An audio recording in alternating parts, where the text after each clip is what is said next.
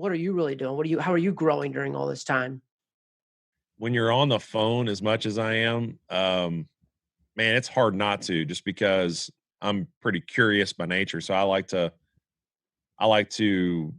kind of pick guys' brains. I like to ask a lot of questions. I like to try to, keep a pulse of what others are doing and not to go against what I'm doing, but just so I kind of get a feel for, hey, that's a good idea. I could do that. Like I was talking with the head coach at Washington State, who I worked with at Kentucky, and we were breaking it down. And I just said, "So, man, what are you doing with your staff right now?" He said, "Every Friday we do a virtual happy hour, and they're all like in the same area." Well, I've got now 9 assistant coaches on our staff, and we've got a guy still living in Nevada. We got a guy still living in Michigan. We got a player living in Florida, or a guy living in Florida, and then everybody else is in the Georgia area. So every Friday we do virtual happy hour, just as a way to, at 5 o'clock and we're all together and we're on a call, we can talk a little bit and share a drink and laugh. And so things like that, but a lot of phone calls, a lot of Zooms, all that stuff that's keeping me dialed in. So is that what you're kind of with your own kids too? Your own team? Yeah. So we've got out of, semester ended. We had our exit meetings. We had all that kind of stuff. And so we're building now moving forward. We're building this next team, and it's starting with a tech. We have a group me account, and starting with that, and really trying to build some rapport in there, which is pretty awesome to watch already, with our current commits, and then obviously the players from last year's team, and then our coaches. And we're going to build the team through the summer, which is such a unique opportunity. You've never had that as a coach. Like you always kind of end your season, and you get into recruiting, and they go to play summer ball, and you're checking in. But man, we all don't have summer ball, and we all don't have anything else to do. And so we're literally going to take these next 3 months, and we're going to start building our team. So that way, when everybody shows up in August, we just hit the ground running. So we got a lot of really good plans lined up for these guys as we move forward. So your 2021 or 2020 recruits, you guess you're done. I wouldn't say we're done. We're still, Yeah. yeah, we're still. We got a few more guys to sign. I think we got about 4 or 5 roster spots we're trying to fill right now. Okay. Okay. So Working like on it. what you just said, I guess earlier about like the coach talked about the virtual happy hours. You've just thousands of these hours of interviews and coached from all around the world. How do you balance like the top things that you've heard and said, "Yep, I'm going to put that in my program"?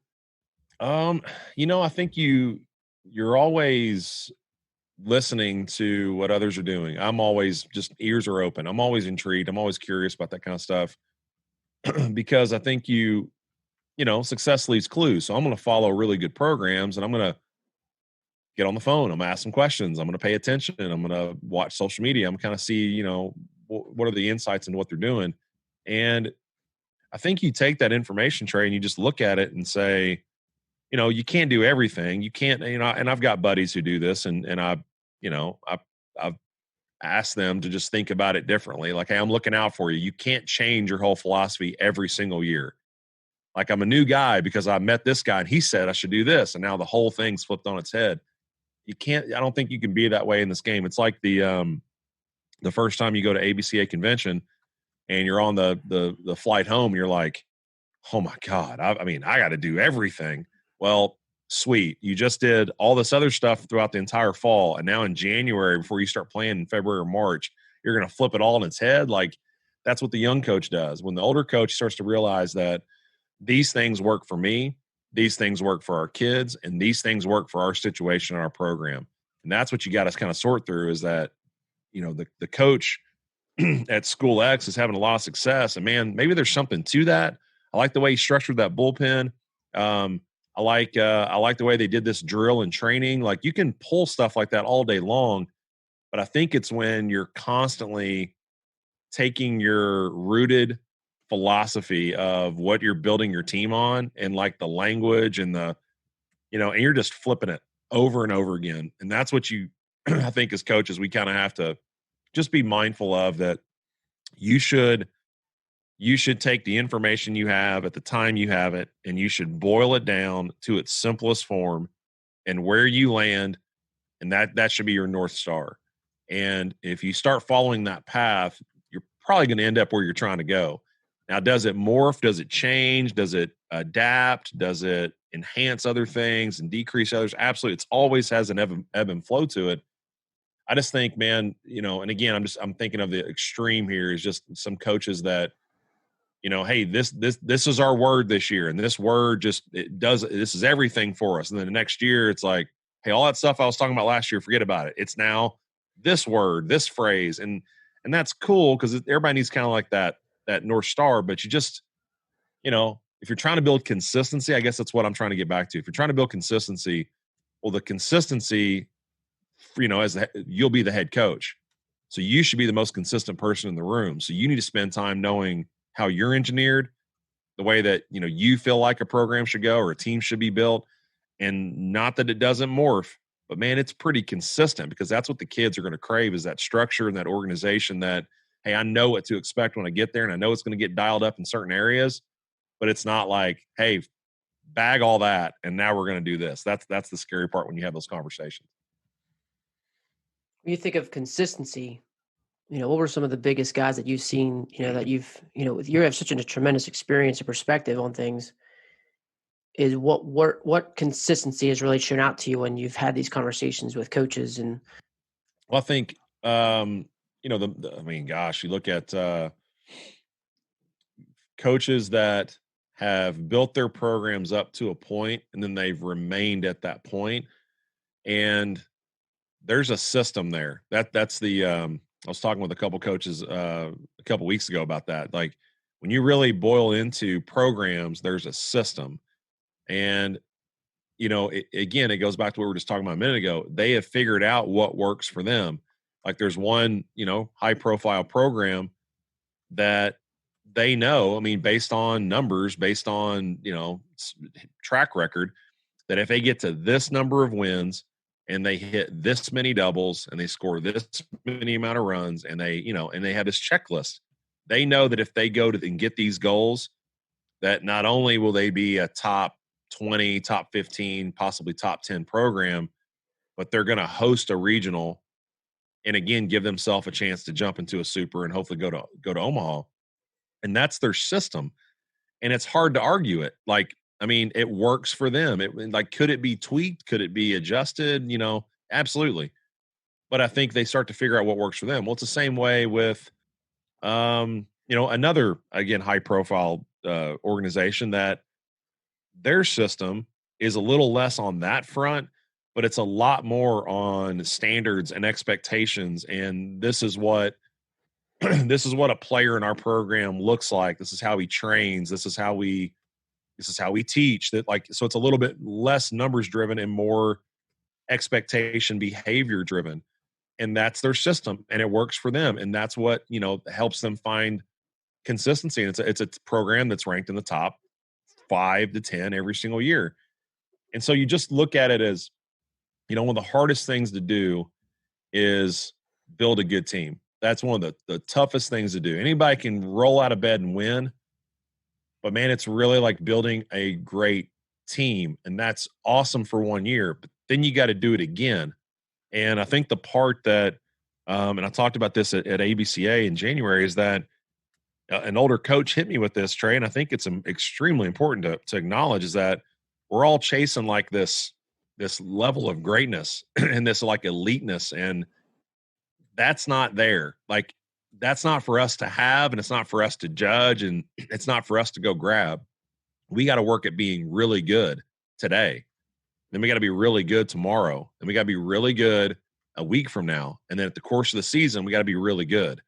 And the next year, we got to come out and be really good again. And then the next year after that, be really good. And 10 years from now, still be really good. Like you can't skip the step of being good to jump to greatness. You have to be good for a long period of time.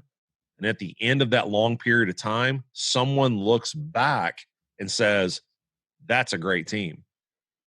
And that for me is how I've tried to simply boil down the definition of consistency is whether it's fundamentals, whether it's communication, whether it's team chemistry, whether it's work ethic, whether it's, what any bucket you want to open up inside building a team, building a program, then we've got to work to be really good at that thing.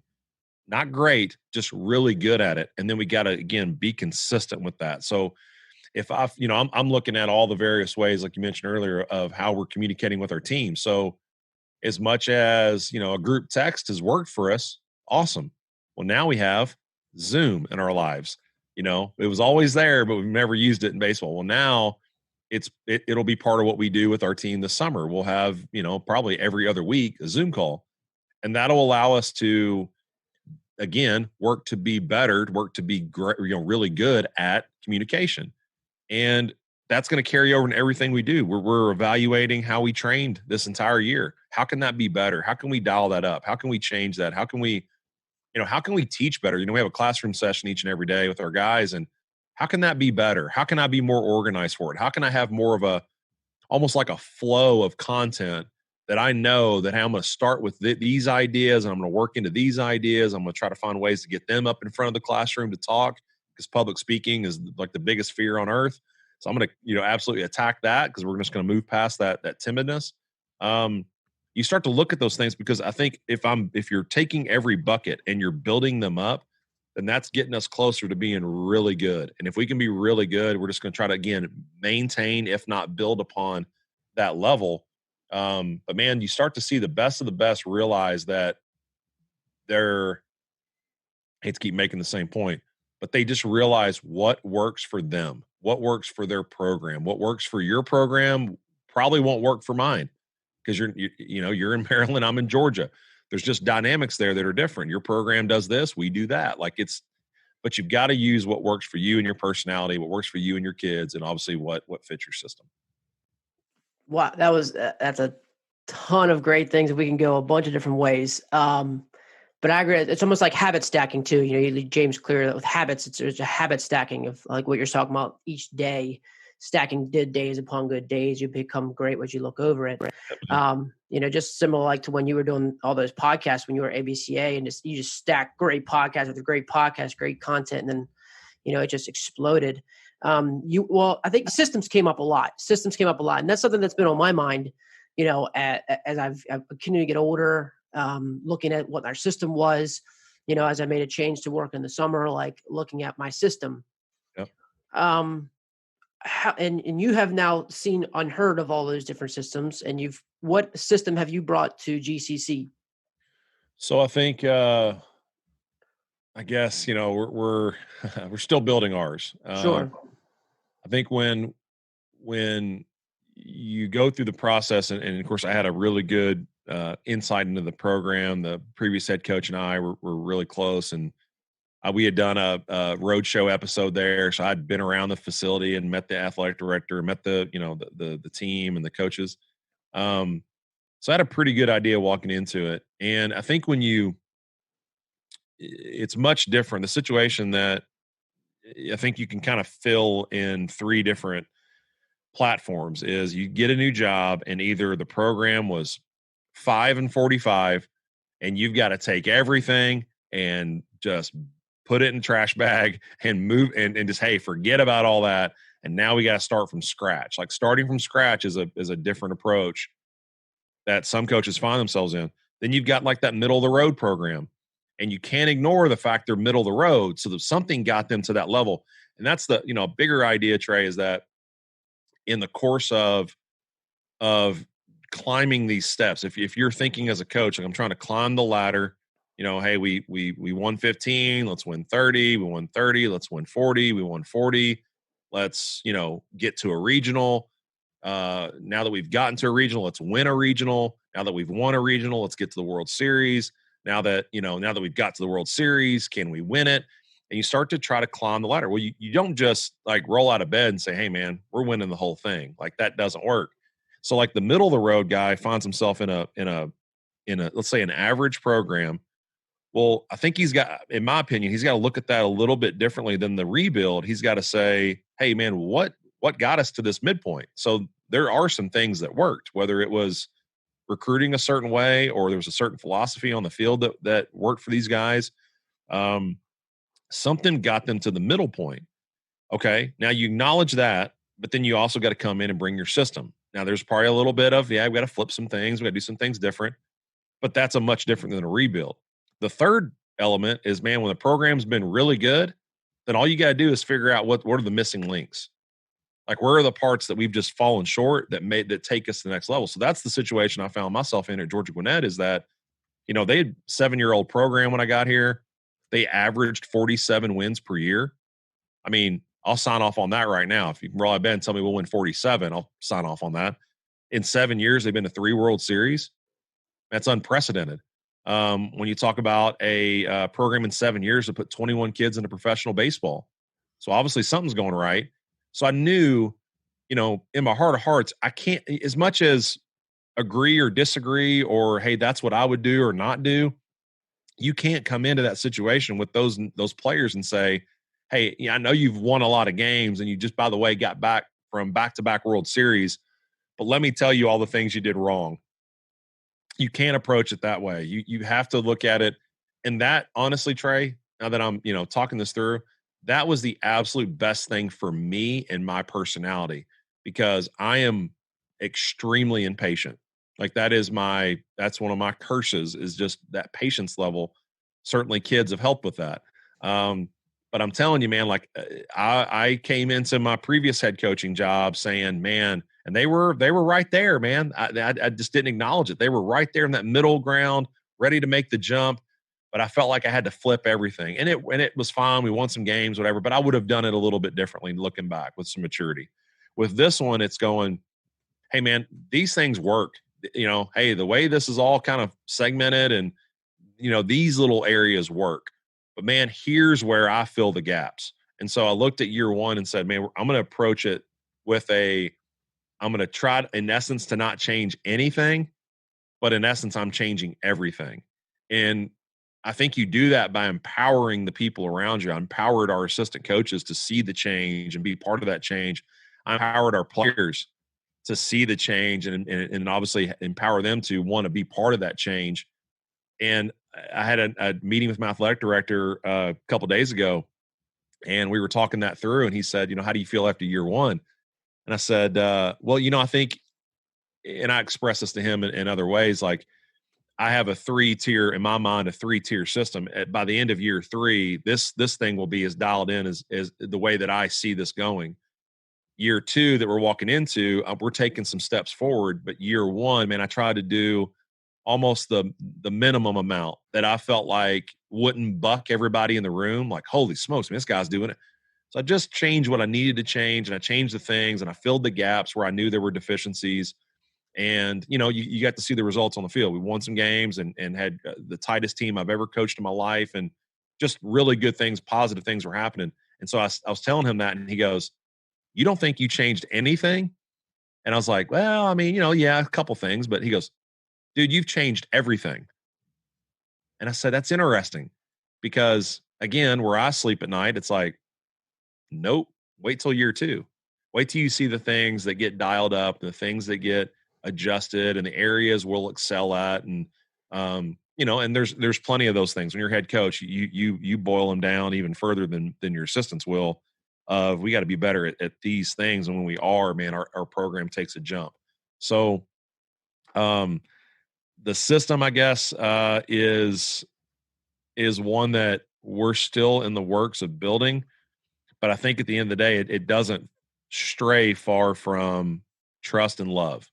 Those are the 2 words that we say the most. They're the 2 words that we think we live the most. So our system is built on trust and love, and everything, literally like a tree, branches off of those 2 thoughts. And that goes back to what we were talking about a minute ago, Trey. Sorry to keep going, but like, when you know what you want it to look like, it's the same way, man. You got to keep boiling that thing down, because if you have 15 different checkpoints for your guys, dude, they don't remember 3 of them. And so I kept looking at, well, I want all these things to happen, but how can I keep, and again, I was thinking about it in buckets, and I keep like, well, that fits here, and this fits here, and that would work there, and that would work there. And then you look at those like 7 buckets and you say, gosh, I think I can combine some of these. I can put this one and this one. This one goes in here. Now you're down to 4, and you're like, Man, I think we can boil them down even for, and I've kept until I got to its simplest form. For us, it's trust and love. Everything we do comes off trust and love. That encompasses communication, it encompasses training, it encompasses player to player relationships, coach to player, player to coach relationships. It encompasses the way we play. I mean, all those things come back to trust and love. So now, if I've boiled it down to those two things and those are at the forefront, that's what our system is. Our system is built on those two words, and everything flows off that. Does that make sense? Yes, it does. Yes, it Okay. does. It brought me back to what we were just talking about, the two different programs. And I can kind of see exactly where you fall in there, because you talk about two programs. One says, I got to meet this amount of wins. I'm going to do this to get the regional, this to do Yep. this. And it seemed like you said, and here's my other program that talks about standards and expectations. Yep. And that's exactly what I'm assuming that's the kind of program that you have. And that's Yeah. what really is like yours, which is funny. That's exactly how I run my program as well, based off of, what we used to have is core covenants. It was all about selflessness, compete, hustle, and hard work. Mhm. And as I'm going into a new program, kind of bringing in those same things where it all is going to start from there, because Yep. like you said, it shows up in training. It shows up when you're working together, when you shows up off the field and all on the field. Sure. And so I'm very like that too. But at the same time, you do have to have buckets of things that, like, when I say competing, it's a matter of how do you compete? Well, we're process oriented. So we're looking at these Yep. things, first pitch strike. So we're looking at, retire the first batter, those kind of big checkpoints things. And Yeah. for sure. So it seems to me like you're definitely, you want to dive into some culture stuff. Sure. Yeah. So it definitely Yeah. seems like that's kind of where you were. I mean, so as you've done that, is that something you rolled out, trust and love? Is that something that you rolled out to your guys, and that's something that you're kind of building off each week, each day? Yeah.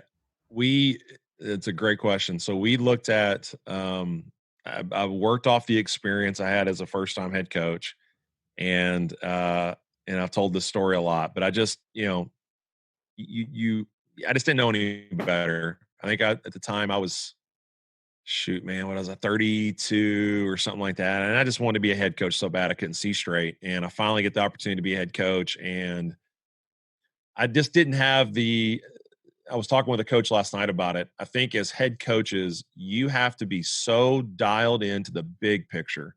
Let me say that better. As a head coach, you can never land at being short sighted. Like, you can't just make decisions for today. You can't. You just can't. The decision you make today affects you tomorrow, which might affect you next week, which could affect you next year. And so, literally, and again, I'll be like I always try to be extremely transparent on this. We had to release a player off this year's team, one of our better players, but he didn't go to class and he had an awful GPA. And God bless him. I love him to death. He is one of my favorite people. And it like hurts my heart.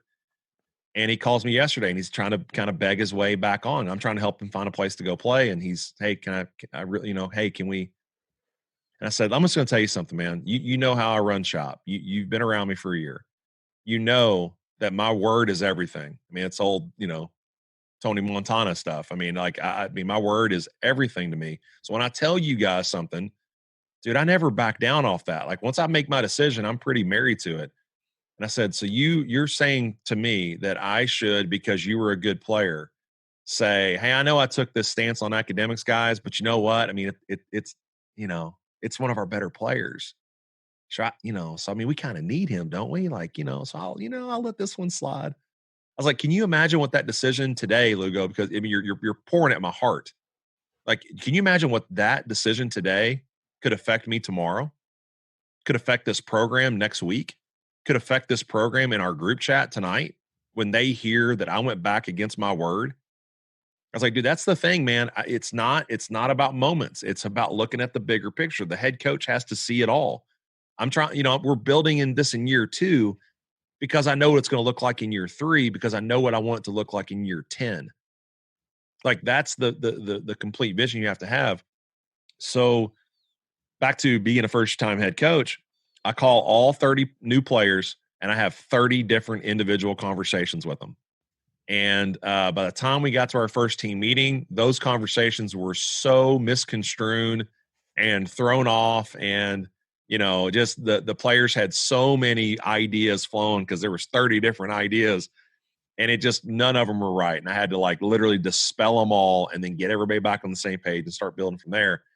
And I went into this year with when I got the job that I would call every single player the night I got the job. So that was the biggest thing for me is the first day I'm announced, you're going to hear from me.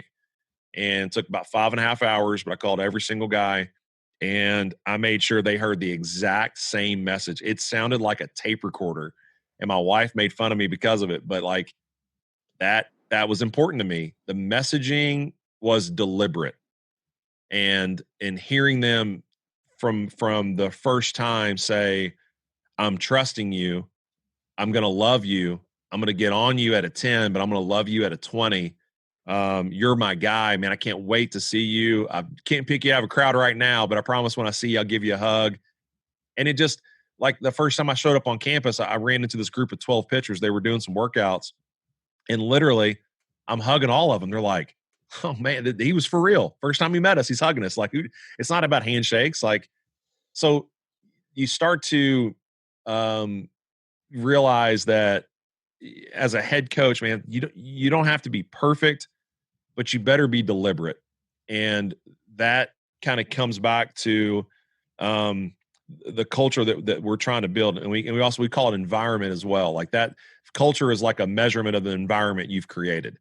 And so the environment we're trying to create is one that you can feel trust and love. And so, like you mentioned earlier, we don't have rules. If you called one of my players right now and said, hey, name me all the rules that you guys have, there isn't one rule that I've given them. I've given them championship expectations. Championship teams act this way. They train this way. They play this way. They go to the classroom in this way. They in the weight room, they train this way. Like this is the standard in which we're trying to build it.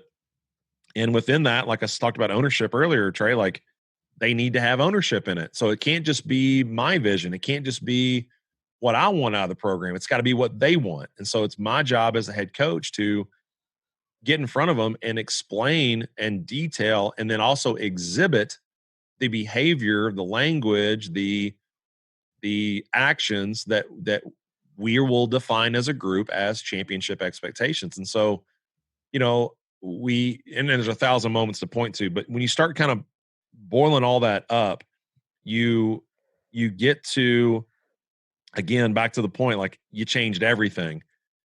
And I don't know, man, there's a lot of things that I let carry over because I didn't want to buck the system. But there's a lot of things I know that just, man, that stuff doesn't matter. And that's what you start to figure out, I think, as a head coach. I think my first year, it was change everything and control everything. And also I was the guy with a clean shaven face. And I was the guy that wouldn't let hair touch their collar, and everybody had to wear the uniform. And look, there's nothing wrong with any of that. I would just challenge that train of thought and say, do you think that beard really prevents him from throwing strikes? Like, do you really? I get the team aspect. I get all that, man. But like, and I'm from that era, but like this things that I've just like, let it go, man. Like at the end of the day, it's really about this. This is about letting players play. So I'm teaching them and I'm hard on them, and no player, if you called them, said, man, I didn't teach them. Like, we are on top of them. But at the same time, when it's game day, that's their day. If we really believe that training's for us, game day's for them, then you got to show them that that's what you believe. And my job is to have a front row seat to the best college baseball team in the country. That's my job. I get to watch them play, watch them compete, and stay out of their way. And that's a cultural aspect as well. That comes back to trust, and it comes back to love. I mean, all those things, come right back to the same two tenets. Hopefully that hits home. Yeah, it did. It did, man. I mean, it's just from so many different levels. I mean, it's just that it's built with a ton of things we could get into. I love when you talked about the cultures and measurement of the environment that you've created. Loved how you talked about how we also need to be the example. Because that, I think that's a difference in definitely in today's game and just today's society is we can't have anybody in a leadership position that's in the say. It used to be just do what I say, not as I do. Now it's like, you better walk it. If you're going to say it, you better walk it, or you're not, it's just what it is. And it's very tough for anybody. And I think that's why it's hard for people to get into leadership responsibilities, because you have to, you're separating yourselves right from the get-go, because right, the first thing is you're going to get blown up on social media, you're going to get blown up here and say like, Sure. well, this guy, it's just really tough. I think, and to your point, I think as coaches, I think that is one of the most crucial decisions you have to make when you decide to coach. Are you going to be willing to walk the walk? And dude, it's extremely easy to talk it. And that's I love doing interviews like this. And I did one a few weeks ago, and a guy texted me. He said, "Man, do you really do that in your program? Is that you don't have a rule? You Oh, it's easy to go on an interview and talk about who you want to be and what you're trying to do and what you'd like to see it go. But dude, I'll sit here and tell you, dude, I've cried in front of my team. I have literally come into classroom a little unprepared, and they've called me out on it. I have made decisions and done things in game. I literally, hey, you got to outdo bad coaching today, boys. That's a bad call on my part. Like, dude, that part of leadership is the willingness to let them see you at your best, but see you at your worst. And if I can stand in front of them and say, hey, I'm going to teach this lesson today, whatever it is, accountability, leadership, um, really having solid perspective on things, thinking globally, not just locally, um, worrying about the guy beside you, servant leadership, whatever those lesson plans are. I can literally stand in front and tell them where I struggle with these. And so what you're showing are you have chinks in your armor. And we don't do that as coaches. Like we want to be Teflon Don in front of them at all times. And man, I'm impenetrable. Dude, I'm as like flawed as any person in that room. And I think that's what our group, it works for us. Our guys realize that they are flawed too. And I accept you for who you are. You're flawed. I'm flawed. Man, let's just get better today. And that's like that humanization of it all. Like, a guy asked me, why would you interview a coach before you go play him? Like on the field why would you do that? Man, what are you talking? It's competition. Well, yeah, buddy. When I was in competition, my first head coaching job, I was trying to murder that guy. I wanted to embarrass him in his program. What healthy place is that coming from? I want to win. Well, so does he. But let's humanize the moment and realize he's just a dude like me. He's going through the same things I do. He has budget concerns just like I do. He's still got to recruit just like I do. He has to balance work and life just like I do. So it's the same guy. And now I'm coaching the game. I don't care about him and embarrassing his like. It doesn't matter who we're playing. I get to watch the best team in college baseball play. I'm going to watch them play. I'm going to worry about us. I'm not going to worry about what's happening in the other dugout. I'm going to keep my head in my own dugout. That works for me. That makes sense for us and our program. And like you mentioned, process. We just don't care who gets off that bus. It doesn't matter. It's about who we are when we show up.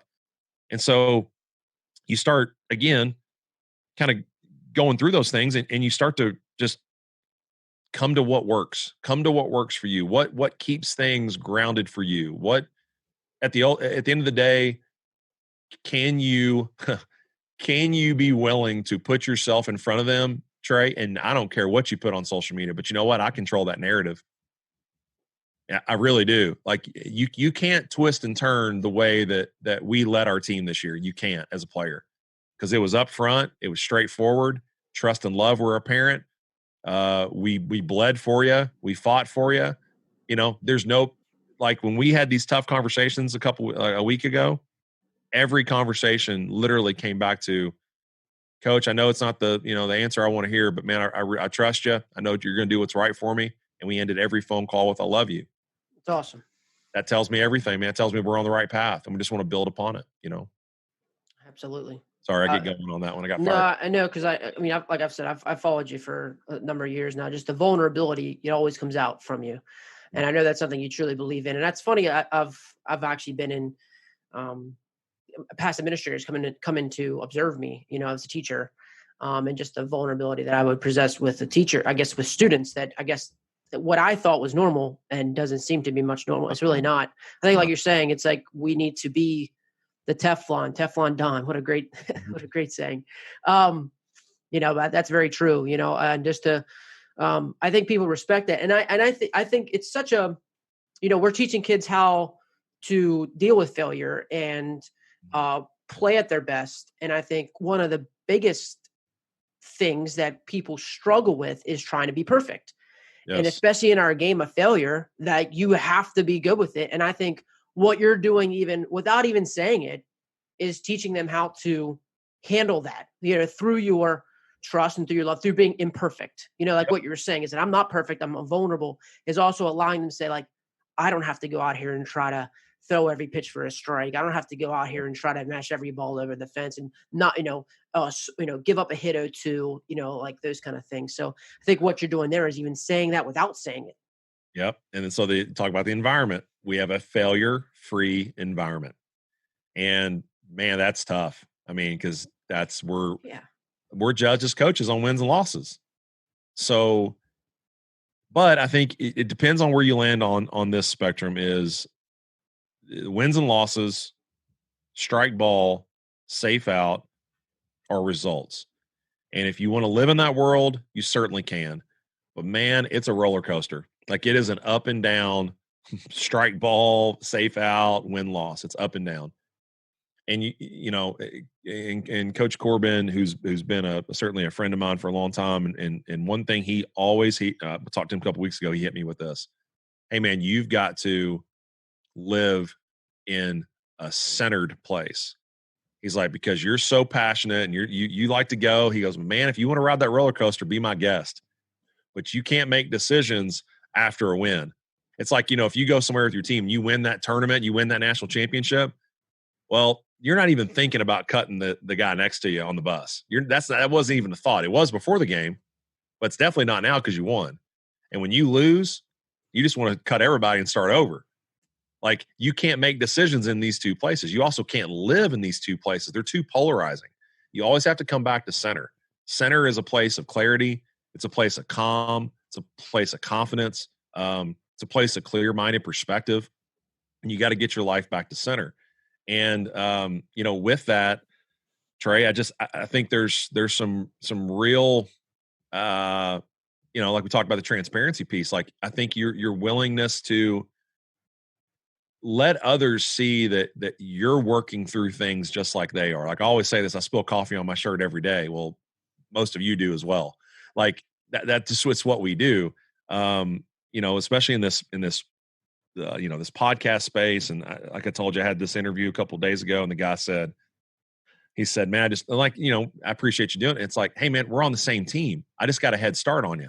Like, I'm the senior and you guys are the freshmen and sophomores. Like we're on the same team. We're literally in the same locker room. We're all baseball podcasters. We're on the same team. And that's the piece. Like I wouldn't have had that if I am riding high that, yeah, I've been doing this a while. Yeah. Like that's not where I live. I live in centered, man. Centered keeps you humble. Center keeps you right. But center keeps you where you can realize that, man, you're not a finished product. That's what our players start to figure out is that at 39, if I'm telling you that I'm trying to get better today, then how come at 18 you don't have that same train of thought? Because you should be, you should really be working at trying to get better. I'm the same way, man. I'm not good at this. I want to be better at this. Hey, I think I screwed up on that yesterday, guys. We're going to work to be better at that today. Or I've walked into our team meeting and said, guys, I'm really struggling today, man. I had 3 or 4 meetings this morning, and a couple of them hit me pretty hard. And I just want to let you know, man, I pick me up today. If you can, man. Anyway, I think those are things just to consider. It's not. I definitely don't have the answers on it. I just think you're working through it each day. You're on our own path, and we're trying to grow each day. And if that personal growth is at the forefront, I think you're on the right path. But I also think your players need to realize that they're on a personal growth journey too, and that's our job to kind of educate them on that. Sure. Well, let's dive into that. Like, so how are you helping them through those things? Is there specific things that you're working with? Do you meet with them individually? Like I guess a developmental plan. How are you helping them go through that journey? So, great question. We go back to the classroom each day. Like that's our staple of our program. We meet in the classroom, and that's a place we teach. So I don't, they don't call me coach. They just call me Sheets. I'm a teacher that is in charge of the program. So here's what we do. Um, what I looked at the classroom, and again, this comes from a lot of the successful programs I spent some time with, TCU and Michigan, Vanderbilt, and a lot of these schools that are doing this. And heck, there's a Hartfield Academy and Cookeville High School in Tennessee. Like a lot of really successful high school, small school, big school programs are using the classroom. And I knew I wanted to make that a staple. I just didn't realize how impactful it could be. So some of the ways that we're doing it on a few fronts. Number one is, I think as a coach, I think let's be mindful. This is what we talk about as a coaching staff. If we can help each player, because we're doing the same thing as coaches, if we can help each player rewrite their own story, I mean, how awesome of an opportunity is that? And what I mean by that is when they get to us at 18, 19, 20, 21, whatever it is, 22, there's a story that's happening in between their ears. There's a narrative that's playing out each and every day. And everything that happens generally falls into that narrative. And what I mean is, like, you have a kid that it depends on the household he comes from. So let's say mom or dad subscribes to the fact that they've got screwed out of things throughout their life. Well, when you get that kid at 12 years old, guess what he thinks?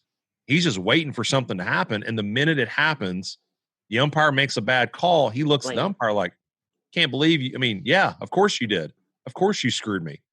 And then they come to us on recruiting and they want to say, I had a high school coach, I don't know. He kind of screwed me over a couple times. And well, what has two thumbs and is getting ready to be the next guy in line to screw you? It's this guy. And like that so I go, in recruiting, I shy away from those guys. I really do, because that's a hard one to rewire. I've been through that.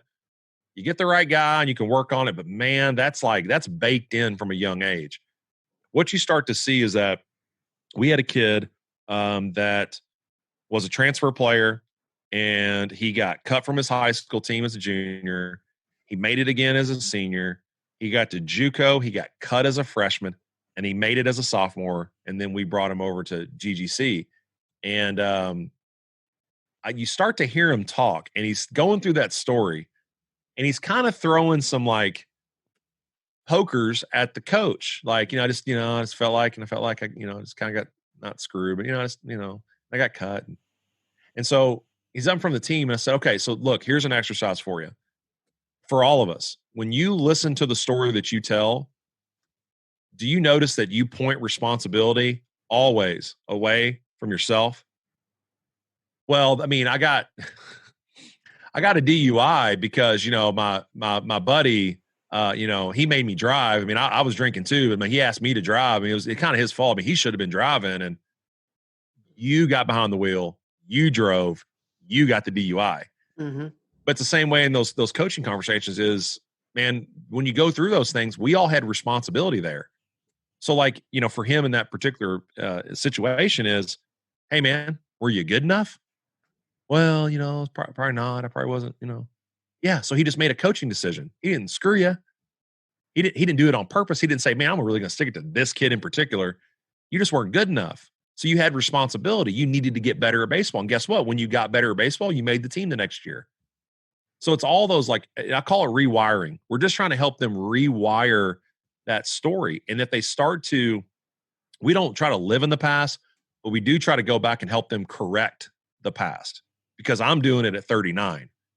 And I don't know where you're at in your life, Trey, but man, I'm going back and I'm trying to deal with a lot of things that we don't like to go deal with. And it's not just the topical piece. I'm talking about like going layers deeper, dealing with mom, dealing with dad, dealing with the household I grew up in, being from a divorced family, having an older brother that was really successful. There's a lot of things that were part of that story that have guided the way that I think, the way I act, the way I talk, the way that I go to work each day. Like, so it's helping me go back and rewrite that story and go, okay, that makes sense. I get why I'm judgmental on certain things. I get why I'm wired that way, but now I want to fix that. I don't want to be judgmental.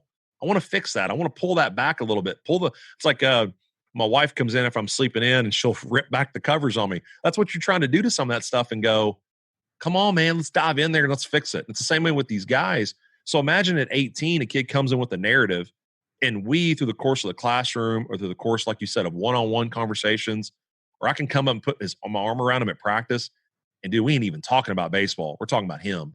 We're talking about life. We're talking about, again, what's the situation at home. If we can do those things, we have the chance to work him through our program through 3, 4, 2, whatever many years. And dude, he gets to walk out of here at 22, 23 and really know who he is. And we've helped rewrite that story. That to me is everything. That's the essence of coaching. That's I could give a darn about double plays at that point. Like, dude, if we're helping this guy be a better husband and a better father and a better person and a better friend, dude, that's kind of what we should be working for. And again, I know I want to coach and win as many games as anybody on this call. Like, dude, I'm with you, but if we're not helping them become men, dude, are you really building a program? Like, that's what I come back to. I don't know, that's where I land. 100%. And I can tell you, this is a Better Man, Better Ball Player podcast. You know what I mean?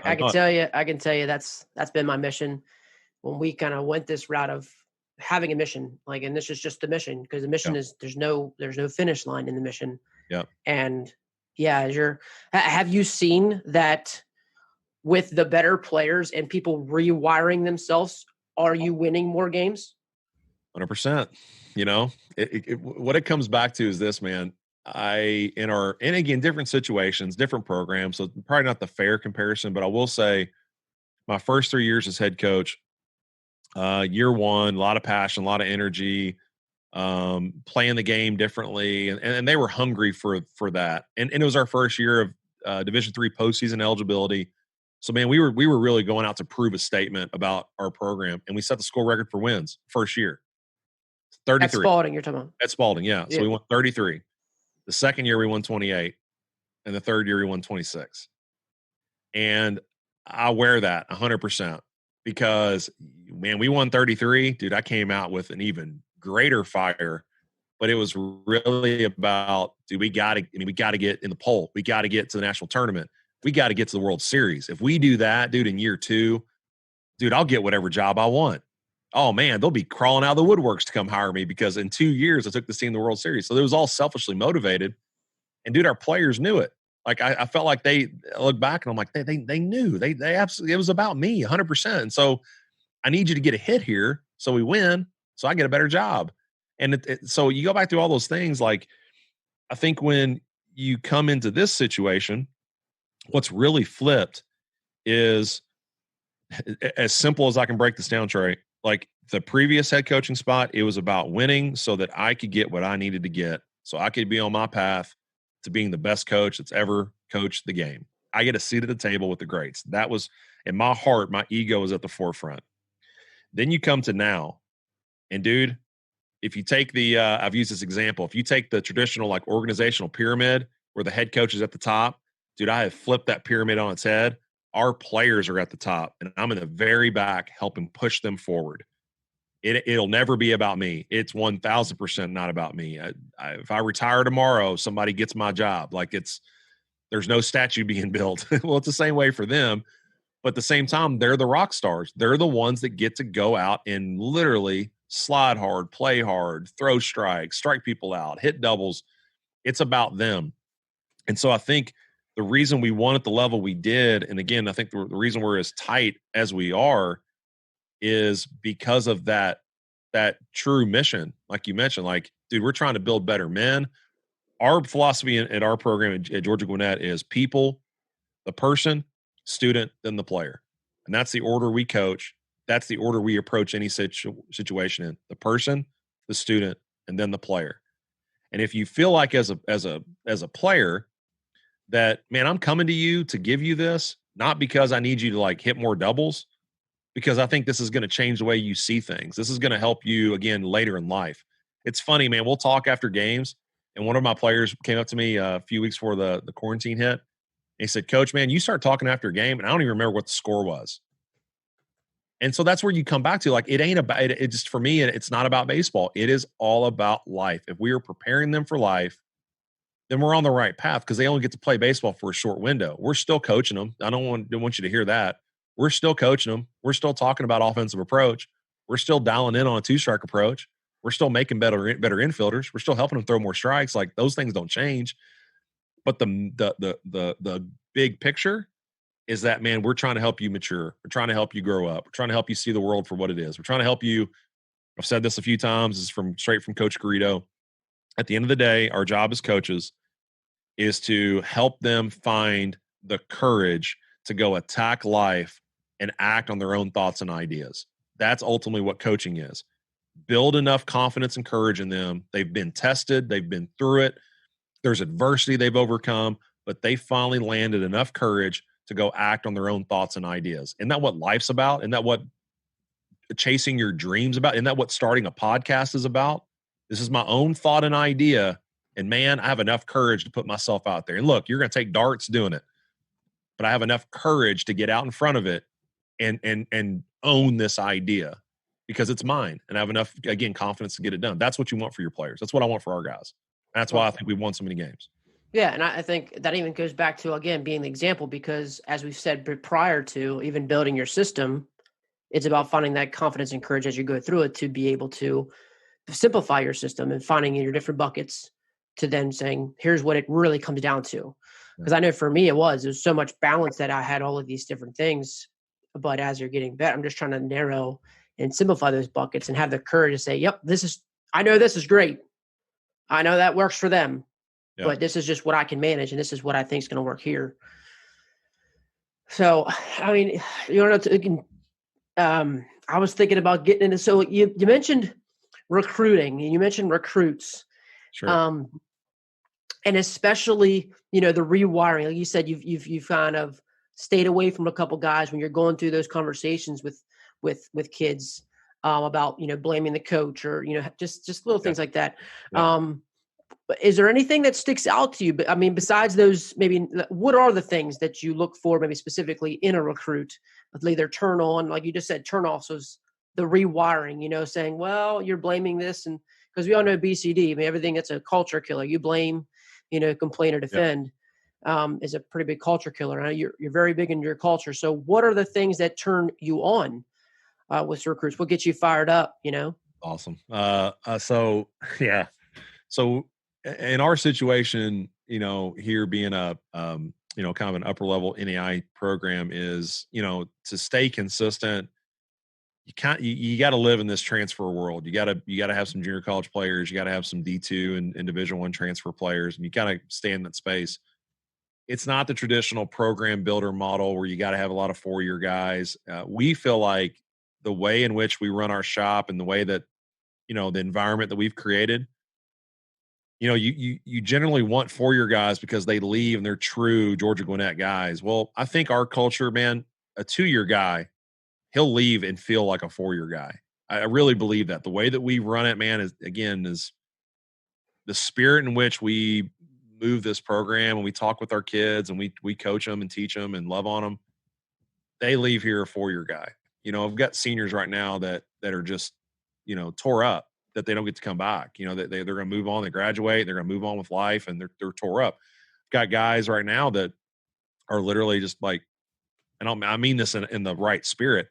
They're beyond fired up. They get another year back in this program, and that just tells you that we're on to something here. And so you're trying to, if that's the approach, and that's what it kind of takes to stay consistent at the top, then we've shifted a lot of our focus to, again, a lot of junior college players and a lot of transfer players. And that's just not open door. Hey, we'll take anybody. Dude, I'm vetting them on the phone, and I'll get to the details inside that, but I'm vetting them thoroughly. I'm talking with their junior college coach. I'm talking with their Division I coach. Who is he? What are we getting into here? Who is this guy? We honestly haven't taken. Everybody's got baggage. Like all of us. I do. I have baggage. You start.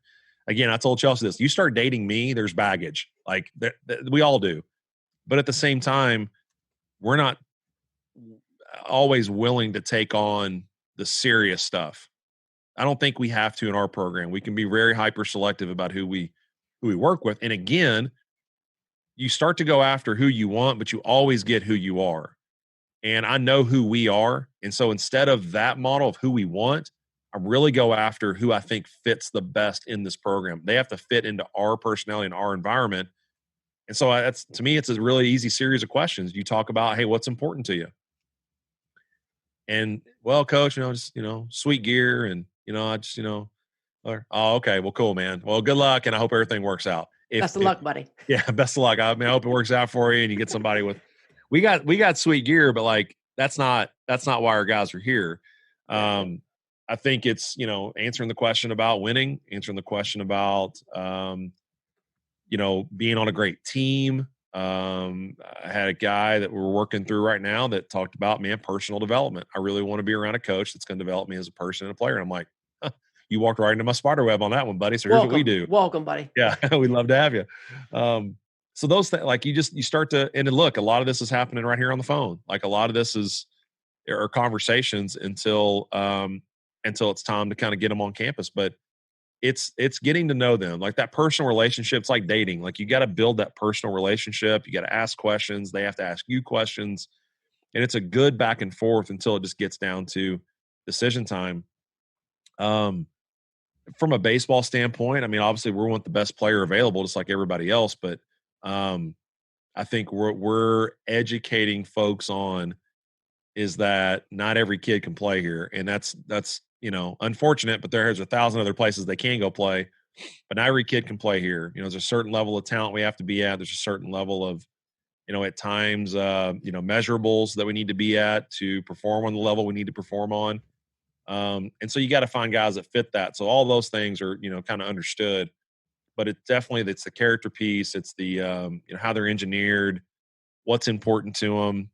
And, they got to be coachable. They really have to want someone to, and you get this as players, you get a kid that's really good, man. He's a really good player, but he just feels like, hey, just stay out of my way and I'll be fine. Well, no, that's we coach our best player the hardest. Absolutely. Our shortstop he played professional. So NAI has a really cool rule where guys can go play professional baseball. And if they play for 1 year, they have 3 years left to play NAI. If they play for 2, they have 2 years left. Wow. That's super So cool. our two shortstops, that's awesome. So Yeah. our two shortstops are professional baseball players that got released and now they're here. And we have 3 years with both of them. And you're it's a cool rule because it allows them to make a decision at 18 and then it falls through. But you know what, let's come back and get your college degree. It really helps. But these are two guys that just, I mean, I would jump in front of a bus for. And the shortstop we had this year, man, he's the best defender I've ever coached. He did things with his glove that you can't teach. But I was still out there on him and I was still talking to him and I was still trying to challenge him and I was trying to find ways to make him better. We had the National Pitcher of the Year this year. He had a 0.00 ERA. Like he didn't give up a run, and he's National Pitcher of the Year. And I'm still in the middle of a start pulling him over to me, and I'm going, "Hey man, I'm with you. You're gonna strike." He, by the way, the same night he set the score record for strikeouts with 18 in a complete game. And about the 5th inning, he's rolling, and it's like video game, dude. It's lefty 93 and change up and competitive, and he's stupid good. And it's a video game for him. He's literally pushing X, up. I don't play video games, so I really don't know what that means. But like, whatever, right finger X 2, and he's literally throwing a power breaking ball for strike 3, and he's walking off like, man, this is a joke. And I come over and I go, hey man, it ain't about how bad they are. It has nothing to do with that. It has everything to do with, are you trying to figure out how good you can be? Yep. So how Making good your own can you? pitches. 100%. And so he goes out, and from the 6th, 7th, 8th, totally different demeanor. And he walks up to me, gives me a fist bump. He's like, dude, I needed that because I was starting to get like comfortable. He goes, but I can't be comfortable because in the World Series, I won't be comfortable on the mound. No, sir. There's fans, there's teams, they want it, they're good. And and again, if you're trying to find the best version of yourself, you're always on that search. And it's the same way I talk to a shortstop. Same conversation. Dude, you're hitting 370. Like you're going to roll out of bed and hit a double every day. But once you start thinking about these things, you can get better at 2-strike approach. You can get better at your base running. You can get better leads. I really want you to work hard at stealing third. He's just, I mean, that's what they want. They crave that. The right kids crave coaching. Absolutely. Same way for us. I want feedback. Dude, if I'm not doing it right, tell me. If I can be better, tell me. And they come up and they're like, hey, coach, you might think about this. Yeah, awesome. Same journey. We're on the exact same team, on the exact same journey as you are. The better guys are the things that are obsessed with getting improving. No doubt. On my end, I know even just from personal experiences, I keep figuring, is the fear of missing out. Like right now, there's all these Zoom calls, and you got A lot of everything going FOMO. on. You're like, man, I gotta do it all. Like I'm gonna miss out on something. Sure. But I think because people are so obsessed with, I think, well, I guess that's another question I was going to talk to you about. It's just like the same character traits you've seen in coaches, but what I've seen too is a matter of the constant pursuit of just trying to improve, which is Yeah. basically what you're trying to tell, like you're encouraging your other guys to continue to improve because one, if they have dreams of playing professional baseball, they got to get better. Yeah. And so I guess, but the balance is like, man, how much do I need to just refine what I do, which is still improving, Yeah. not necessarily learning something new. Yeah. Yeah. Now there's a delicate balance with that. I think, man, the best of the best have, I love this word, they have curiosity. The best of the best are not always in a state of wonder, but they're definitely always kind of define it like this. They don't let their thoughts just settle in concrete. It's always movable. It's always got some flow to it. It's always got like, I really believe this, but I want to see what, look, again, high profile coach, I won't name him. Dude, he calls coaches from all disciplines, from all walks of life, coaches he's never met before, and he calls them just to hear how do you teach infield play? Talk to me about it. What do you do? What do you talk about? And not that he's going to listen to everything, take up 3 pages of notes and say, "Hey, scrap it all." But if there's one nugget in there that is a word, a phrase, a drill, an idea that like helps him further shape what he thinks. And I think what that comes back to is this, man. That curiosity to me is the same mindset that when you attend a coaching clinic or you listen to a podcast or you have a coach on the phone, it's so easy, man. I'm guilty of this. It's so easy to listen for things that resonate with what you already believe. And so you're already going into, hey, let's talk hitting real quick. Trey, you want to talk hitting? Let's talk hitting real quick, man. I know you had on a cat from Maryland who's really good. And like, hey, let's talk hitting, man. Let's talk hitting real quick. And I'm going into it as a hitting guy, going, let's see what you know. Do you know what I know? Oh, you do that too? Oh, okay, hey man, this guy's on it a little bit. Okay. We do that with hitting. We don't do that with infield play and outfield play and catching. We're always like, hey, so what do you guys do? Like, how do you do it? Tell me about this.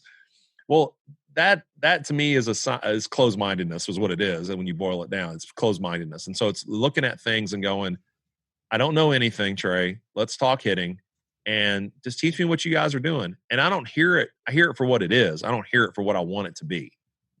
That's a big distinguishing factor is, man, I'm listening with like, okay.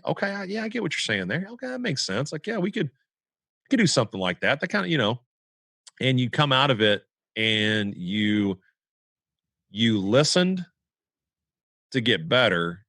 You didn't wait for your turn to respond. Like that's what we do when we have these conversations. Sometimes we're just waiting to go, okay.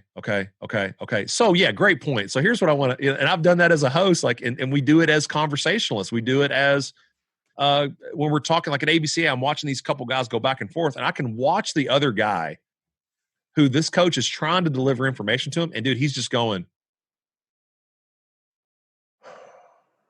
no, I'm with you on all that. What I'm saying is, and you're like, you didn't hear anything I just said. It didn't matter to you.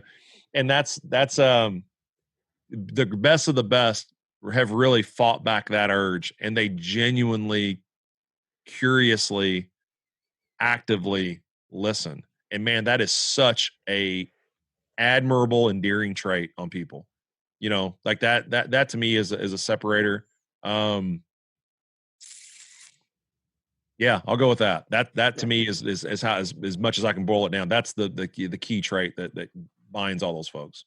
Sure. Would you be able to look into what's the difference between the player thing? So you've seen, but by seeing all the programs and doing your roadshow, you've seen a ton of players all throughout the country. You're now dealing with a lot of guys, like you just said, you play professionally. Now they're coming back playing for you. You're recruiting a ton of great talent.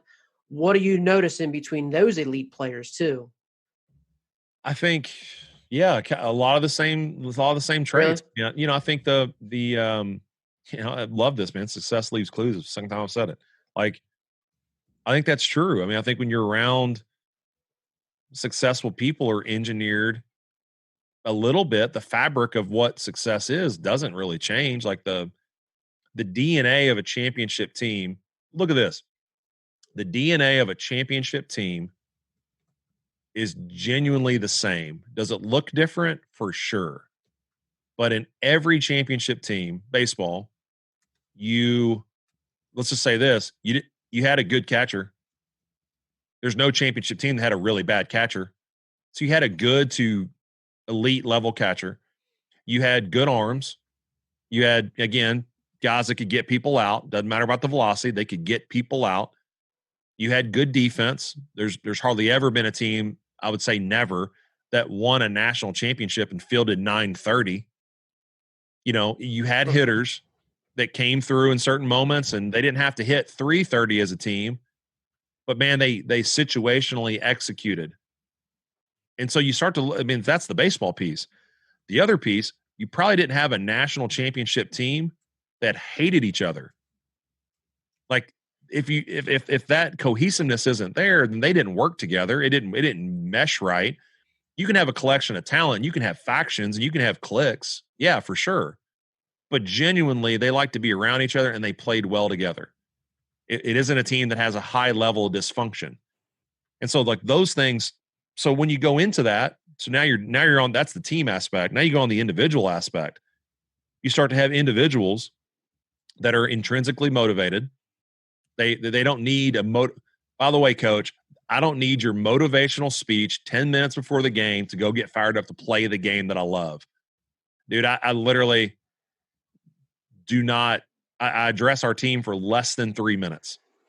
I'm so excited to watch you play today, guys. Let's get after it today. Hey, remember, this is a great day for us to go work the bases, and hey, let's be who we are, man. Let's go after it. I don't have this doozy of a story I pulled from the internet 5 minutes ago. Hey, let me read this really funny story that'll really bring it to clarity. Now let's go with like that. No, I want players that literally when they wake up, it's like, hey boys, it's game day. I can feel the butterflies, and my job is to get those butterflies flying in the same direction. Absolutely. Like, so like that, every individual on those championship teams has been intrinsically motivated. Every member on those the individuals on those championship teams has a desire to, in essence, quote unquote, figure out what the best version of themselves are. So whether that's like, I want to be great today so I can, work at trying to play professional baseball, or hey, I want to, I'm hitting 6 and I really want to, show myself so I can move up the lineup to maybe 5 or 4 or even 3. They have that drive that they're not a finished product. That to me is part of a championship. They want more for themselves. And then the last piece, man, I think, and it's the same way for coaches as for players, sacrifice is required. You can want and wish and hope and pray and for a championship, but dude, sacrifice is required.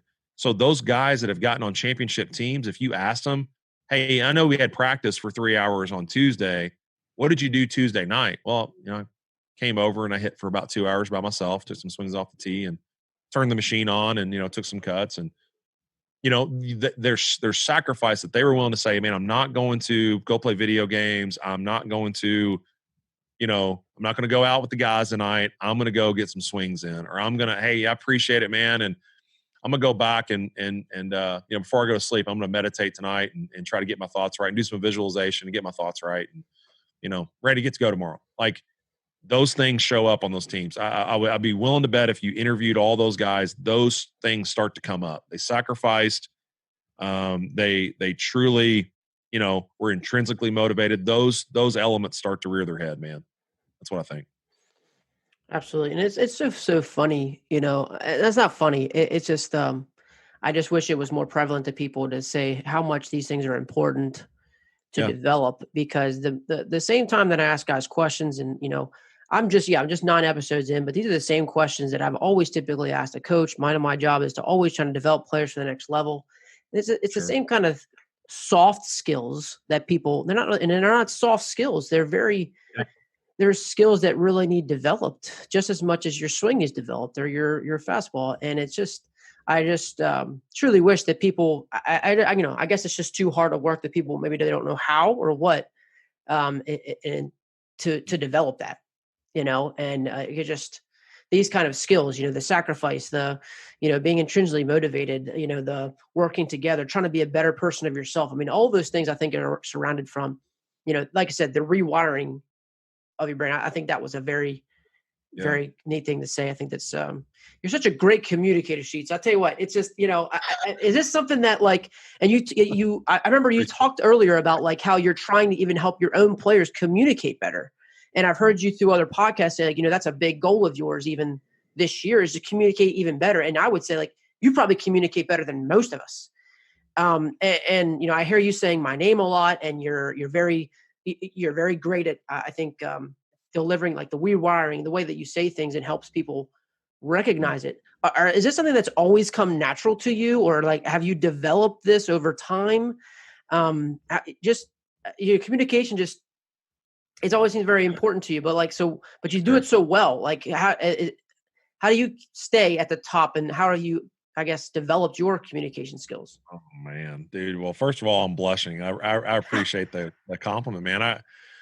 And I'm my own worst critic, so I just I don't allow myself to live in that. That's like the high, right? So that was the high. Yeah. I got to come back to center. Center is humble, is I hear it, but man, I'm still working on it. I know I can be better at it, right? Like I know in my heart of hearts I can be better.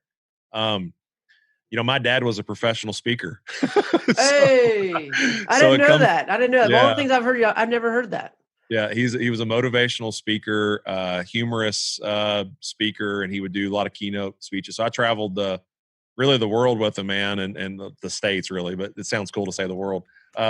And I was at a lot of different speeches as a kid, and so I watched him on stage, and him and I spent a lot of time talking through, how he navigates a talk and how he controls a crowd and the flow of good conversation. And those are lessons, man. And he passed away a couple years ago, and they're all things that I go, I'm so grateful for that. He's helped me become not only the man that I am, and hopefully I'm half the man he was, but I mean he's helped me become the communicator that I am, because he was giving me those lessons, and I didn't realize it at the time. But he's giving me all the lessons that I was going to need to be a great coach, and not that I am a great coach, but I'm working on it. I'm trying to be good today. And but watching him, so like this is like the conversation. We get off stage, and I knew the whole speech. I could do his speech. That was the really fun part. And we get off stage and we get in the truck and we're heading home, and he'd say, "What'd you notice today?" And I said, "It was really interesting how because my dad was a jokester. My dad always told jokes, and that was part of his humorous stuff to deliver messages. And he'd get to a joke and he'd get it and they'd get laughing and everybody's smiling, and then he'd come right back with a serious point." And I was like, man, it was kind of crazy, Dad. I could feel the room like shift. There was like this buzz, and then it was locked in. He goes, dude, that's when you know you're in control, is when I am leading this navigation here. So I'm leading you guys through this, and I'm going to make you laugh, and then I'm going to get you back in. He goes, but that's when you know you've got the room. He's like, so I notice in certain speaking engagements, there's people that are there. They don't want to be there. They're there because they have to be there. And he goes, I'll purposely put in a joke to just see how the room reacts. If they don't laugh, I don't have them. Or if it's only half the room, then as a speaker, you're like, I need to figure out a way to get the whole room.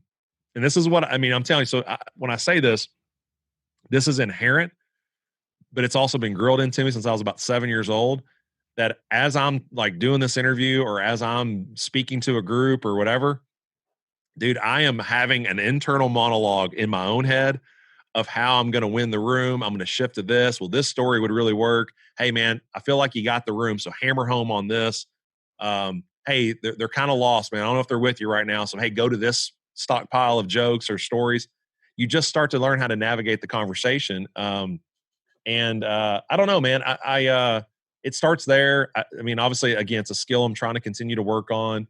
I think where I want to be better is be more efficient with my words. So I'm really working hard at this, and I've said it like 8 times, this boil down mentality of really saying, I could say it in 15 words, but can I say it in 10? And trying to work through that for not only myself but for our players. So is that something that you're thinking through before you say it, or is that something you try Yes. to prepare for, like before you have a meeting? Or No, both? I'm a little bit of both, but I'm more organic. I'm more in the Yeah. moment. I think part of being a good communicator, Trey, is you have to, you know, you got to have feel. You got to have a Yeah. pulse. You got to, so I'm trying to gauge, like right now, I'm trying to gauge where you're at. Like how much of what I'm saying is sinking in with you? How much am I making you think? And then obviously I'm hearing the way that you're digesting the answer into the next question. And that's telling me from the receiver end of this, like, how is this conversation going? That's what you're trying to do as a communicator, as a coach. So you're in constant evaluation mode. That's what I've tried to tell our guys. Like, don't think that I miss a beat. Like, you just can't, because I've drilled myself to. I'm in constant evaluation mode. I'm watching the room, shifts in body language, eye contact, subtle moves, man, tell you a lot. So like in recruiting, I don't do this as much anymore, but in recruiting, when I would bring a kid on campus, I'd sit him in the chair in the office and I would start talking through, man, this is how we train. Man, we get after it. Like, if you're not committed to baseball, hey, if it's just a hobby for you, I'm hammering this kid, and I'm watching the kids that would sit up in their chair and they'd get closer. Those are my dudes. I had one Mm-hmm. kid that he couldn't crawl out of the back of his chair fast enough. And he was with a buddy, and the buddy was up and he was back. And I just, got done. I said, hey man, I'd really like for you to come be, an Eagle for us. And what about my buddy? I don't know if he's the right fit for us. So like that stuff comes from that speaking background of being able to communicate, but also judge the room, watch the room, and try to have feel for it. That's one, being more concise, being crystal clear, I think is something we should all shoot for. Trying to eliminate kind of gray talk. Gray talk leads people to assume, and it's up to their interpretation. And if you want to control the narrative, you need to be as crystal clear as you can be. And so I work extremely hard to do that, especially with our team. Is I don't just put something out and it's kind of this vague statement and it's left up to their determination. I make sure it's crystal clear. These are our expectations. Hey, this is how we act. This is how we'll move forward. These are our goals as a team. Those type of things, because I think the deliberate choice that you make with your language can either take them where you're trying to go or take them further away. And so kind of try to be extremely cognizant of that. Does that kind of hit home? Is that Yeah, for sure. I mean, there's a ton of things. It just got me thinking. I mean, Nick Winkelman's book, The Language of Coaching, just started to get a lot okay? of press and things like that, because he dives into just how we communicate. With Yeah. you. So have you looked into that? Have you heard any of those No, things? it sounds awesome. The language of Yeah, coaching. Language of Coaching. Nick Winkelman. He was just on Head of the Curve. They had him on. I listened to that. And I just got the book. It looks like it's a manual. But he's Okay. works with a national, I think, Irish rugby team. He's really Okay. in the field of weight training, but he just talks about basic, because they give external cues all the time, Sure. and he really gets into how, though, he's communicating those different cues and what to when to, like, and he dives into. And he got his doctorate in those things, in his research about how we're communicating our ideas. Interesting. So yeah, I know that Gilly. I'm going to have Tyler Gillum on next week. I get to talk to Gilly. He's the one who started mentioning it through one of our, I think, infield happy hours. He mentioned it, and then Head of the Curve, Jonathan had him on, and so yeah, just listen to that, and I was like, well, looks like I know the next book I'm getting. That's pretty good. I'll look Yeah. into it. It's really good. Yeah, for sure, for sure. I mean, one of your best strategies, I guess, for connecting people, just looking into that. We've been on here now an hour and 40 minutes. I'm gonna respect your time, man. You want to keep rolling, or you want to? I want to Yeah, let's respect your keep time and rolling. get going. Oh, we're You know keep what I mean? rolling. Yeah. I got a recruit. I text them, say, hey man, just give me a couple more minutes. We're good. Nah, man, I don't want to. Um, We can also do part two with Sheets too if you want it's up to. to you, man. It's completely up to you. Like it's completely up to you. Seriously, I'm Uh, good. Nah, man. I would just want to say, like, I know one thing that I've just loved, because I love the tangible ideas, the concrete things. I don't know one thing you talked about with connecting people. That was just kind of in my notes Yeah, because you're just an incredible connector. And it's something that I also aspire to be, and I feel like that's a strength of mine. Um, but one of the great things I did at the ABCA this year yeah. was about how the handwritten letter Oh, yeah. after meeting a person. And I could Mhm. just tell, even like, you mentioned about saying the name and saying the name 3, 4, 5 times as you get it, Yeah, just so you know it. yeah, And you're doing it even today, which even yeah. shows that, you're using your strategies that you're talking about. You're walking the walk. Sure, sure. Are there any other great strategy that you've really used to connect with people? You've got ton of connections. I'm sure now, in my mind, like here, because right here where my mind went when you said about your professional players. So I'm sure now, knowing the connector that you are, I would assume that you probably started to get into like having connections in professional baseball. Well, sure, Where sure. this guy said, "Hey, this guy just got released, and he might be able." So, Yeah. how are you growing those connect? Like, what is another maybe specific thing that you're using to still connect with people? Man, I think the main, um the main, I guess, tenet that I think drives this is, I say this fighting for empathy with the other person. So, like, if that person reaches out and says, "Man, I'm really needing some help," I try to like get on the other side of the conversation and live in their shoes for a minute. And that's like, again, in a podcast, in a interview, meeting somebody. I try to like, man, where's he coming from on this? What's he meaning by that? Well, why is he choosing that language? So I'm trying to.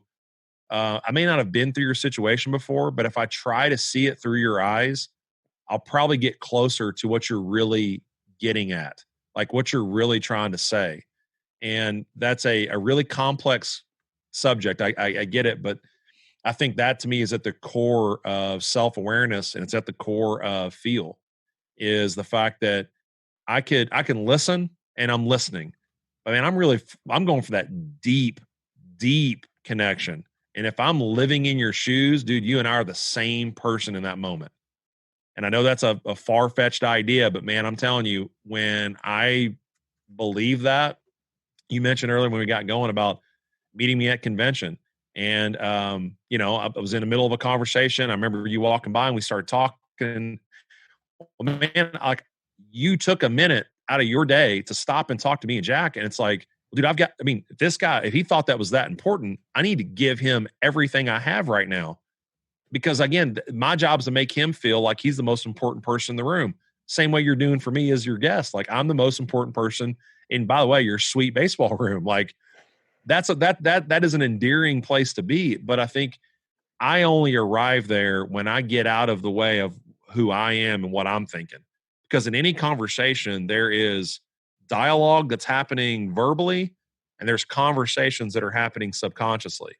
And if I can get out of that and I'm not listening for anything, I'm not judging what he's saying, I'm just like, I'm in his words. Dude, that's where people, and I love that compliment. They're like, gosh, dude, you just made me feel like I was the most important person in the room. And it's like, well, did you enjoy that? Then give that to somebody else. You know what I'm saying? Because that's Yeah. what we want. That's what I want. When my athletic director, we meet yesterday, and man, he carves out an hour and we do this coaching session. And dude, I mean, just that's that call it validation, but it's just that, like, dude, you are investing in me right now. That's what it comes back to. You're investing your time and energy and focus and concentration into me. Man, that's pretty powerful. And so you want to do that for others. But for me, like, I cut through that with empathy. I cut through that with, man, trying to live inside their shoes. That connection piece, um, it's amazing where that goes, because what might for most look like a glancing blow of a conversation, and dude, that's the tough part of convention. You get 15 seconds, you get 30 seconds, you get a minute, maybe you get 5 minutes. Like, you just don't get, there's so many people. You don't always get the time.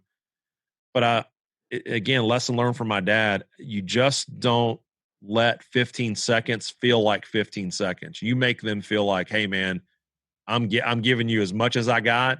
And in the course of that time, dude, it felt like forever, because of the fact that you have eye contact, because of the fact you're locked in on their words, like you said, because of the fact you can repeat their name and say it over again. And they're just like, man, he remembered my name.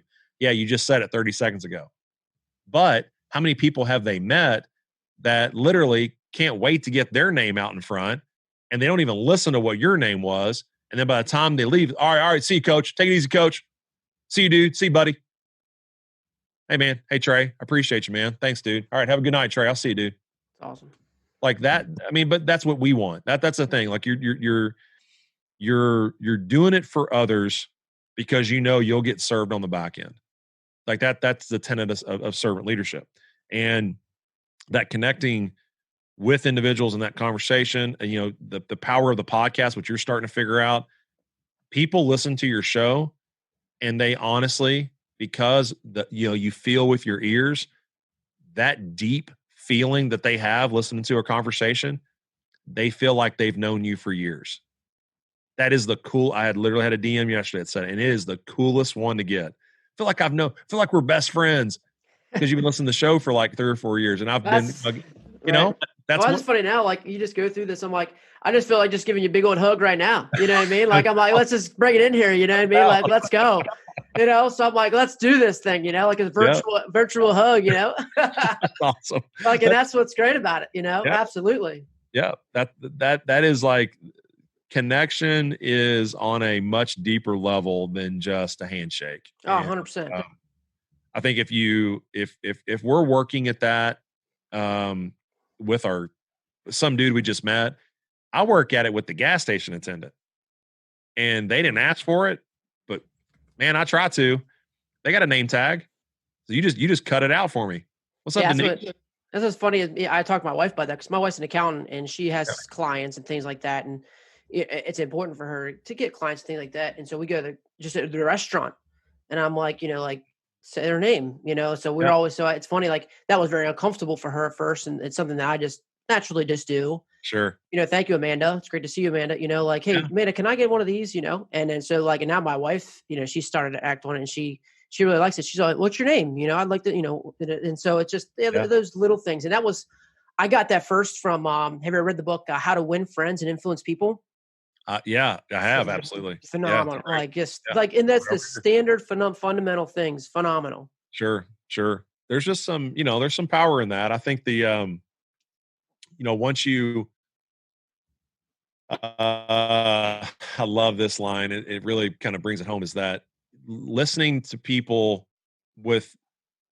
there's zero intention of what you're going to gain from that connection, or asking questions or getting to know somebody. And there's no feel that, you know what, I need to know this guy. I need to know this guy because he knows that guy to get this guy to that guy. Like that's the part that I think people can read through pretty quickly, but I think it's also that's what genuine people resonate with.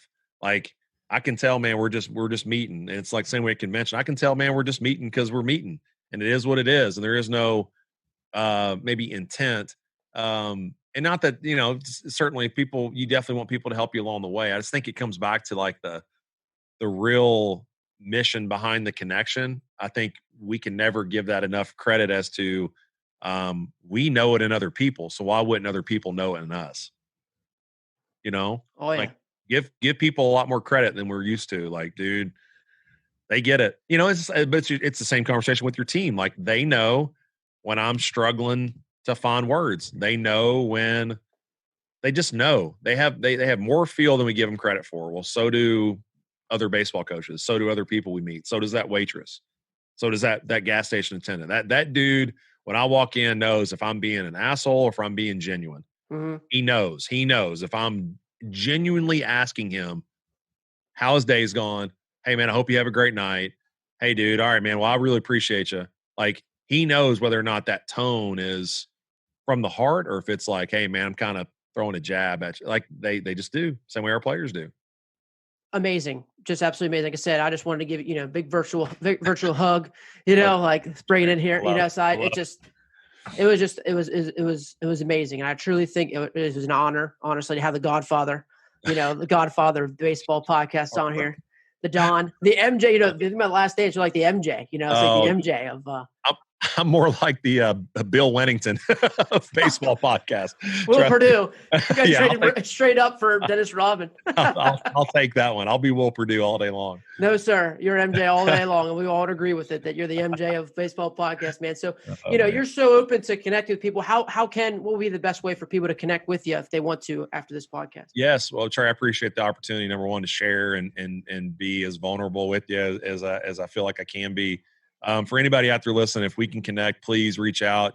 Social media is at Coach Sheets 3. If you're long-winded and you like to write emails, Sheets, SHEETS at stickandballtv.com. And if you want my cell phone, 502-767-7680. 502. Sorry, let's go fast. 502. 502-767-7680. And you can text or call me anytime. I love helping. I love connecting. I love, being part of the solution. So if it's whatever it is, I have a lot of like young coaches that reach out and say, hey man, can you connect me with an older pitching coach? Perfect. I'd love being that conduit.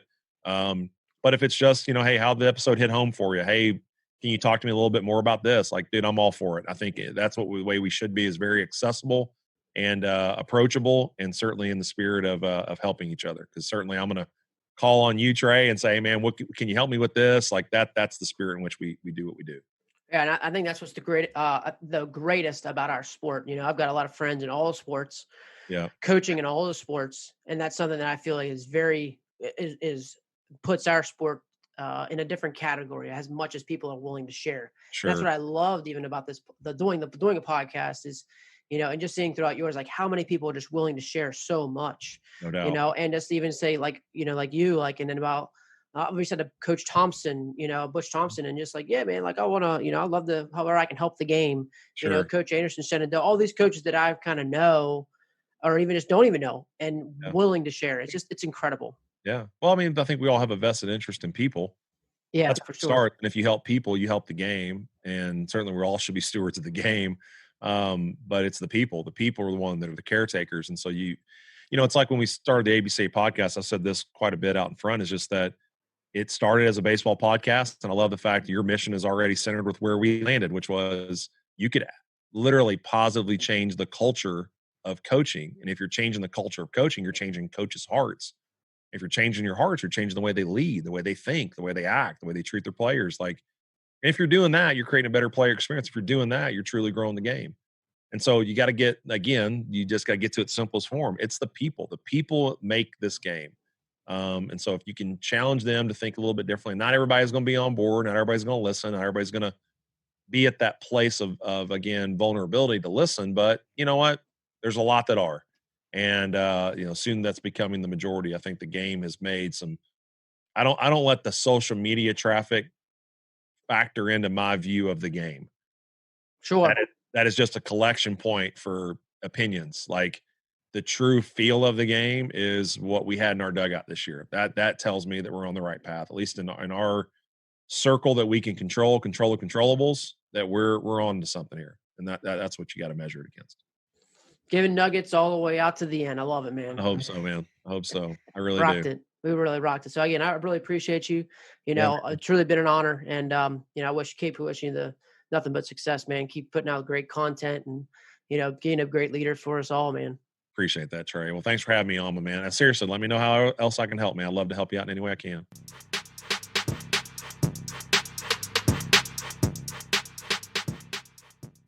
Sheets just hit it out of the park.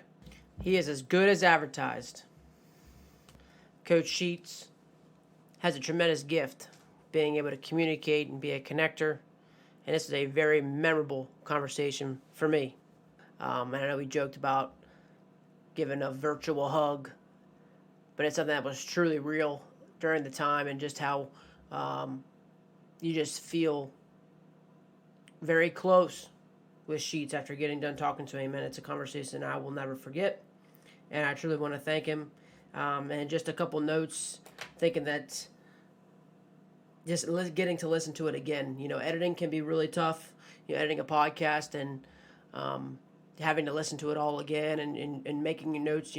Sheets of Gaming gave me some ideas about being even better at podcasting. So I even got some even more information just from our conversation. But going back to this is one that I really enjoyed going back and editing and really following through it and listening to it all again. Just with the messages of him being consistent. I love how you talk about fighting for empathy for others. Don't let 15 seconds feel like 15 seconds. Be constantly evaluating, constant evaluation mode. His vulnerability to people, and a deliberate messaging as a coach, as a leader, and just being as a leader, being as a head coach, being a person of authority. I think you can never land on being short-sighted and understanding the weights of your decisions and how they will impact you down the road. Just some tremendous amount of information, and I hope that, if you have anything else that you'd like to, maybe you got from this that you want to reach out to me, please feel free to email me at treytcobb@gmail.com, or you can reach out to me. My DMs are open on Twitter at Coach3Cobb. Please reach out to Coach Sheetinger, Sheets, if you have any questions for him after this. I'd love to hear the feedback from it. Love for you to share the message, share the episode. Sheets is only wanting to grow the game, and that's all we're really trying to do. And so again, I just wanted to thank you for joining us, or joining again the podcast and sticking with us here an hour and 40 minutes into the show. So until next week, hope that you continue to get better. And again, thank you to Coach Sheets for the devoted, deliberate messages that you gave today. So thanks everyone. Hope you have a great week. Keep getting better.